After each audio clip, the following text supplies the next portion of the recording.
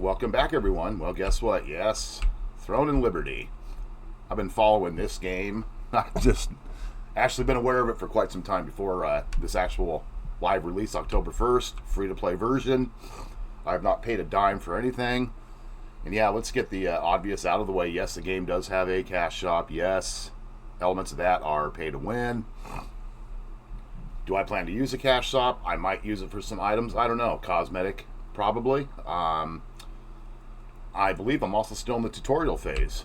Now, I've heard a lot of excuse me, allergies, rhetoric behind the game. Personally, I'm enjoying it so far. To me, it kind of just brings back that old feeling I used to get from MMOs of the past.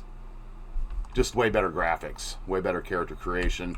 Even though we could have more sliders on the character creation, but then again, Amazon Game Studios, we don't have to say much more than that given their character creator for New World, right?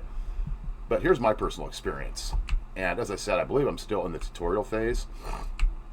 Pay close attention to everything they show you in the tutorial phase. None of it is rocket science.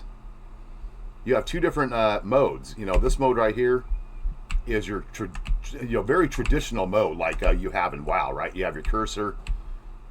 You got to move your direction. You got to rotate your camera. Then, of course, you have more of this mode right here, which to me is kind of, I like this one better, right? Okay, but another important thing I want to note out, while you're in the tutorial phase, pick your weapon selection. Take your time with the weapon selection. The tutorial phase does take you to an area where there is a chest, shows you every weapon in the game, explains all the benefits, you know, what the weapon does, all that different type of info. It's an area where there's target dummies. You can try out all these weapons. Pick what you want, what you feel the most comfortable with, because from what I can tell, let me open this up. I've got the staff and the crossbow. And as far as I know, any weapon can have 4 active skills at a time, meaning that you'll have 4 active abilities per weapon on your hotbar. Another thing I would suggest too, pay close attention to your defensive skills. Each weapon variety has its own type of defensive skill, and you can select which one you want equipped. Pay close attention to that. Something else, make sure you set up your hotkeys. Do this in the tutorial phase. I've been slowly doing that, you know, for my play style. What feels good for me. I also set the size of my UI. My UI was really small for me. I can still see it, but I like being able to definitively see exactly what I'm looking at. And then as I get more used to it, you know, it kind of becomes like muscle memory. Then I'll make my UI smaller. Not a big deal. Plus, it's a lot easier to read. You know, I like this morphing type of thing too, and it's really easy. You know, you just whatever your direction button is, whether it's WASD or you're using the arrows like I do, hit the shift key. Then you even have a morph for when you're if you're on a ledge and you hit shift, while you're jumping, you turn into a great bird. You can get paid skins for those as well. But yeah, you know, I mean, to each their own.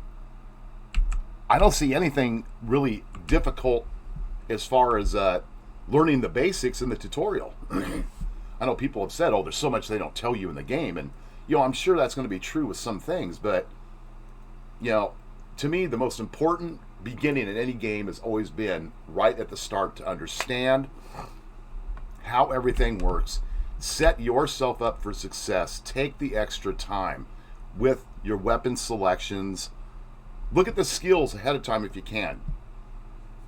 See what feels good for you, because in this game, if you get further in level and you decide, oh, I don't like the cross, or I don't like the longbow suddenly, you're setting yourself back quite a ways, and that's going to put you behind the game, especially if you're trying to do higher end content or even in PvP. So, you know, be warned about that. But other than that, don't be afraid to jump into the game. I mean, it's totally free to play.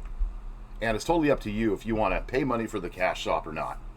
So other than that, yeah, I will be doing more videos on Throne and Liberty, you know, when I come across certain things that were something important for me as I'm learning, and then I'm going to pass that on to any of you, and hopefully it helps you out too. So other than that, guys, keep safe out there, and I'll see you on the next video. Peace.